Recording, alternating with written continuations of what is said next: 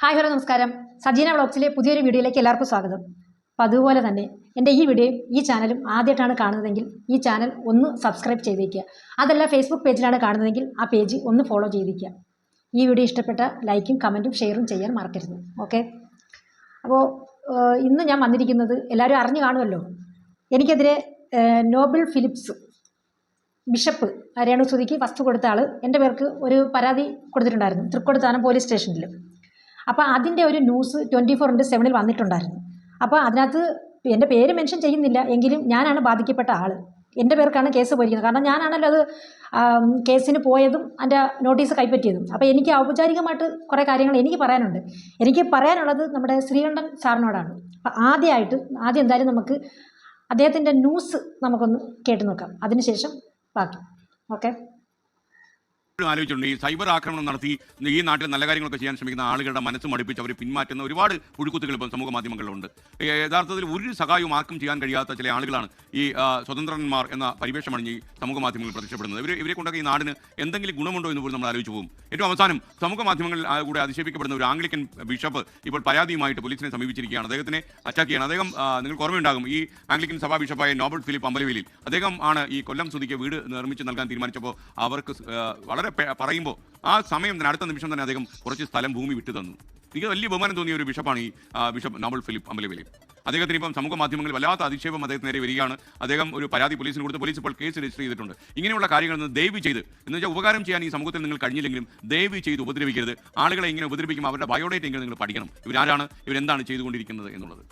ഒരു പിതാവിനെ ഇത്രയും ആക്രമിച്ച് കയറണോ എന്നീ ആക്രമിക്കുന്ന ആളുകൾ രണ്ടു വട്ടം ആലോചിക്കണം. ഇതിൻ്റെ പേരിൽ എന്നെ ആക്രമിക്കരുത്. ആക്രമിച്ചാലും ഞാനതൊന്നും കാര്യം എടുക്കാറില്ല. കാരണം ഈ തൊലി സ്ട്രോങ് കട്ടി കൂടുതലാണ്. സ്ഥലം നൽകാമെന്ന് പറഞ്ഞിട്ടുണ്ട്. അദ്ദേഹം ഇനിയും 24 കണക്റ്റുമായി ഒന്നിച്ചു പോകുമെന്നാണ് പറഞ്ഞിട്ടുള്ളത്. മാത്രമല്ല, ശരിക്കും ഈ നോബിൾ ഫിലിപ്പ് അമ്പലവേലിയിൽ ഈ സ്ഥലം വിട്ടു തന്നപ്പോൾ ഈ വീട് ആരുടെ പേരിൽ നിർമ്മിക്കണമെന്ന് ആലോചിച്ചപ്പം യഥാർത്ഥത്തിൽ വളരെയേറെ ചർച്ചകൾക്കൊടുവിലാണ് ഈ കൊല്ലം സുധിയുടെ 2 കുട്ടികളുടെ പേരിൽ നിർമ്മിക്കാൻ നമ്മൾ തീരുമാനിച്ചത്. അപ്പോൾ അതൊരു നല്ല തീരുമാനമായി എന്ന് പിന്നീടും എനിക്ക് തോന്നിയിട്ടുണ്ട്. ആദ്യമായിട്ട് ഈ സോഷ്യൽ മീഡിയയിൽ ബ്ലോഗ് ചെയ്യുന്ന ആൾക്കാരെ അദ്ദേഹം മെൻഷൻ ചെയ്ത വാക്കാണ് പുഴുക്കുത്തുകൾ. അതായത് ബ്ലോഗ് ചെയ്യുന്നവരെല്ലാം പുഴുക്കുത്തുകളാണ്. പിന്നെ നല്ല കാര്യങ്ങൾ ചെയ്യാൻ മനസ്സ് കാണിക്കുന്നവരെ മനസ്സ് മടുപ്പിക്കുന്ന പുഴുക്കുത്തുകൾ. അപ്പോൾ നമ്മൾ ഇത് ചെയ്യുന്നവരെ കൊണ്ട് എന്തെങ്കിലും ചെയ്യാൻ കഴിവുണ്ടോ, അങ്ങനെ ഉണ്ടായിട്ടാണ് അവർ പറയുന്നതെന്ന ഉള്ള രീതിയിലാണ് ശ്രീകണ്ഠൻ സാർ സംസാരിച്ചിരിക്കുന്നത്. അപ്പോൾ എൻ്റെ ഒരു ചോദ്യം എന്തെന്ന് വെച്ചാൽ, നമുക്ക് സോഴ്സും ആസ്തിയും ഉണ്ടെങ്കിൽ മാത്രമേ പ്രതികരണശേഷി എടുക്കാൻ പാടുള്ളൂ. നമ്മുടെ കൺമുമ്പിൽ കാണുന്ന ഒരു അനീതിയെ പ്രതികരിക്കണമെങ്കിൽ നമുക്കത് എന്തെങ്കിലും ചെയ്യാനുള്ള സോഴ്സ്, നമുക്ക് അതിനുള്ള കഴിവുണ്ടോ എന്ന് നോക്കിയിട്ടാണ് ഓരോ വ്യക്തികളും ഓരോ കാര്യത്തിന് പ്രതികരിക്കേണ്ടത്. സോഷ്യൽ മീഡിയകളിൽ അതായത് ഇപ്പം സാറിനെ പോലെ 24/7 പോലുള്ള കുറേ ചാനലുകൾ, TV ചാനലുകളിൽ വാർത്തകൾ വരുന്നതിന് മുന്നേ ഒരുപാട് നല്ല കാര്യങ്ങൾ ഈ ബ്ലോഗർമാർ ചെയ്തിട്ടുണ്ട് സാറേ. അതായത് ഈ ബ്ലോഗർമാർ ചെയ്യുന്ന വാർത്ത കണ്ടിട്ട് TV യിൽ വാർത്ത വന്നിട്ടുള്ള ചരിത്രങ്ങളും ഉണ്ട്, ഒരുപാടുണ്ട്. നല്ല കാര്യങ്ങളും ആൾക്കാർ ചെയ്യുന്നുണ്ട്. പിന്നെ ഞാനെന്നൊക്കെ പറയുന്ന ഒന്നുമില്ല, നമ്മളൊരു എന്താ പറയുന്ന ഒരു റിയാക്ഷൻ വീഡിയോ ചെയ്യുന്നത് മാത്രം, നമുക്ക് ലോകപരിചയമില്ല, വേറൊന്നുമില്ല എന്ന് പുറത്തിറങ്ങിയിട്ടുള്ള ഒരു ഇതുമില്ല. നമ്മുടെ കൺമുമ്പിൽ വരുന്ന ഒരു വീഡിയോ, അതിനെ പ്രതികരിക്കാൻ എന്തായാലും നമ്മൾ ഈ ഭൂമിയിൽ ജനിച്ച് നമ്മളൊരു ഇന്ത്യൻ പൗരത്വമാണ്, അല്ലെങ്കിൽ ഇന്ത്യൻ പൗരനാണ്. പ്രതികരണശേഷി എല്ലാവർക്കും ഒരുപോലെ തന്നെയാണ്, പാവത്തുങ്ങൾക്കായാലും പണക്കാർക്കായാലും. അത് പ്രതികരിക്കേണ്ട രീതിയിൽ പ്രതികരിക്കുക എന്നുള്ളത് തന്നെയാണ് നമ്മുടെ ഒരു തിയറി. അങ്ങനെ എൻ്റെ കൺമുൻപിൽ വന്ന 2-3 വീഡിയോസ്, അതായത് ഈ സാറ് പറയുന്ന കണക്ക് സമൂഹത്തിന് മുന്നിൽ ആദരിക്കപ്പെടേണ്ടുന്ന ഒരു വ്യക്തി എന്ന് പറയുന്ന ഈ നോബിൾ ഫിലിപ്സ്, ആ ബിഷപ്പ് സോഷ്യൽ മീഡിയയുടെ മുന്നിൽ വന്നിരുന്ന് പറഞ്ഞത്, അത് അദ്ദേഹത്തിൻ്റെ പൊസിഷൻ മറന്നിട്ടുള്ള ഒരു ഇൻ്റർവ്യൂകൾ, അത് 1-2 എന്നല്ല, ഒരു കുറേ ഉണ്ട്, ഒരു 10-15-16 ഇൻ്റർവ്യൂകളുണ്ട്. അതിൽ ഒരു 3 ഇൻ്റർവ്യൂ മാത്രം ഞാൻ എടുത്ത് റിയാക്ട് ചെയ്തിട്ടുണ്ട്. അതിനെതിരെയാണ് അദ്ദേഹം കൊണ്ട് എനിക്കെതിരെ കേസ് കൊടുത്തിരിക്കുന്നത്. അപ്പോൾ ശ്രീകണ്ഠൻ സാറിൻ്റെ അടുത്ത് അദ്ദേഹം പറഞ്ഞുള്ള അറിവ് മാത്രമേ കാണൂ.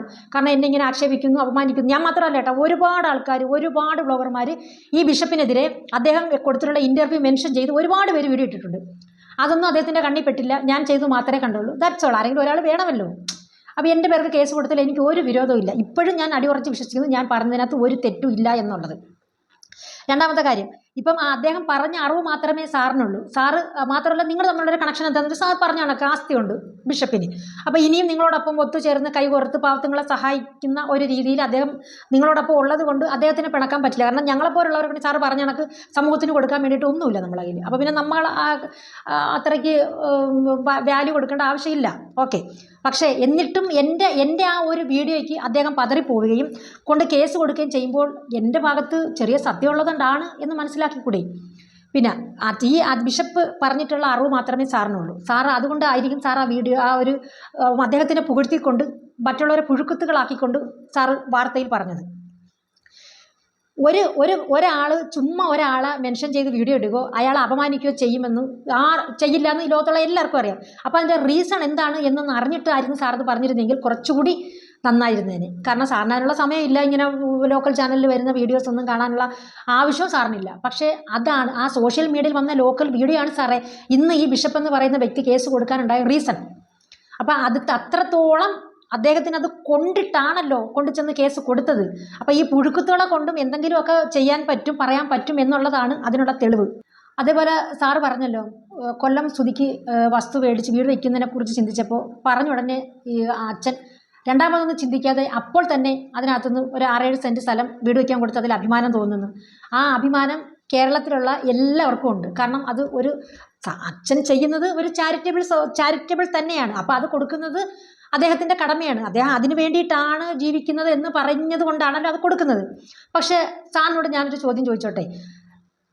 നിങ്ങളെല്ലാവരും കൂടി ചേർന്നൊരു വീട് വെച്ച് കൊടുത്തു, പിന്നെ നിങ്ങളാരും അതിൻ്റെ പുറമെ നടന്നിട്ടില്ലല്ലോ, ഒന്നിനും നടന്നിട്ടില്ല. കൊടുത്ത് പിന്നെ അവർക്കാണ് അവരുടെ ജീവിതം അവർ ജീവിച്ച് തീർക്കട്ടെ എങ്ങനെയെങ്കിലും, അതാണ് കറക്റ്റായിട്ടുള്ള കാര്യം.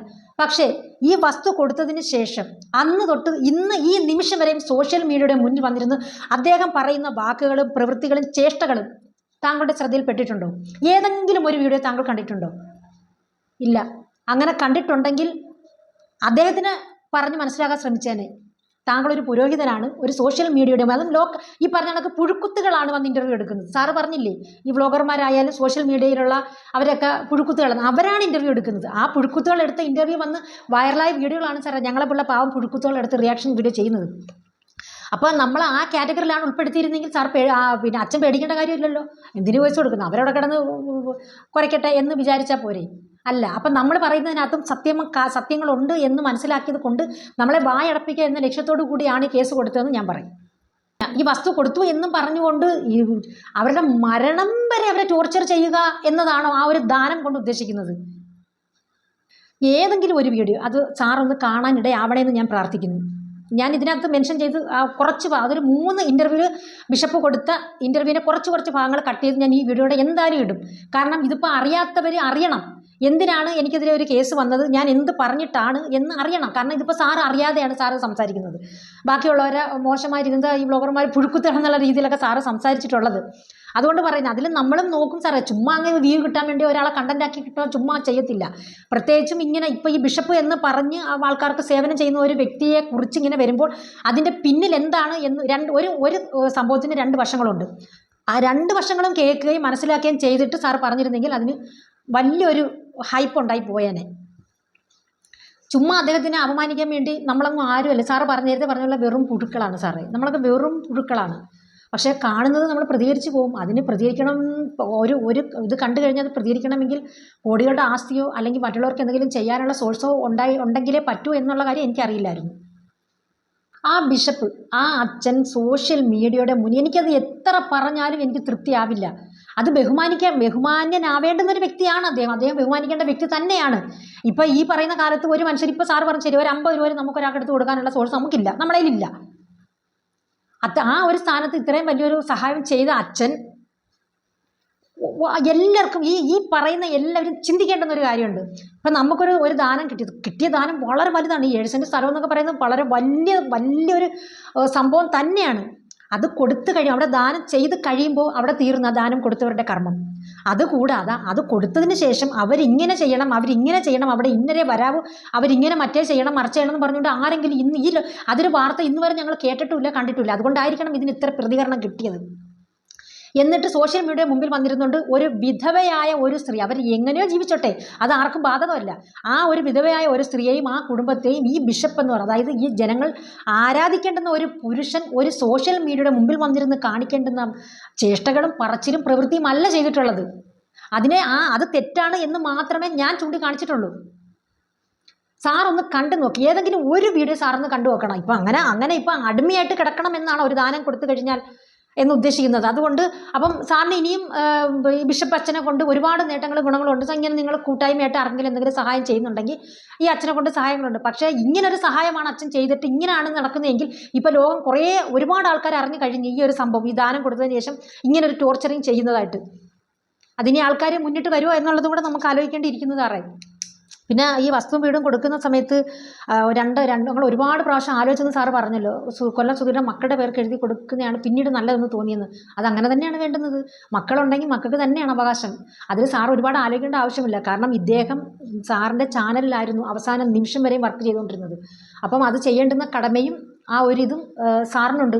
അത് കൊടുത്തതിൽ ഒരുപാട് നന്ദിയുണ്ട്, കടപ്പാടുണ്ട്. പക്ഷേ നിങ്ങളത് കൊടുത്തു കഴിഞ്ഞു, ശരി, നിങ്ങളുടെ കാര്യം കഴിഞ്ഞ് നിങ്ങൾ പോയി, അത് കൂട്ടായിട്ട് നിന്ന് ഇവരും എല്ലാവരും വെച്ച് കൊടുത്തു, എല്ലാം ഓക്കെ ആയി. പക്ഷേ ഈ അച്ഛൻ അങ്ങനല്ല ചെയ്തത്. അച്ഛൻ കൂടെ അവരുടെ കൊടുത്ത നിമിഷം മുതൽ ഇപ്പോൾ വരെയും അവരുടെ കൂടെ ഉണ്ട്.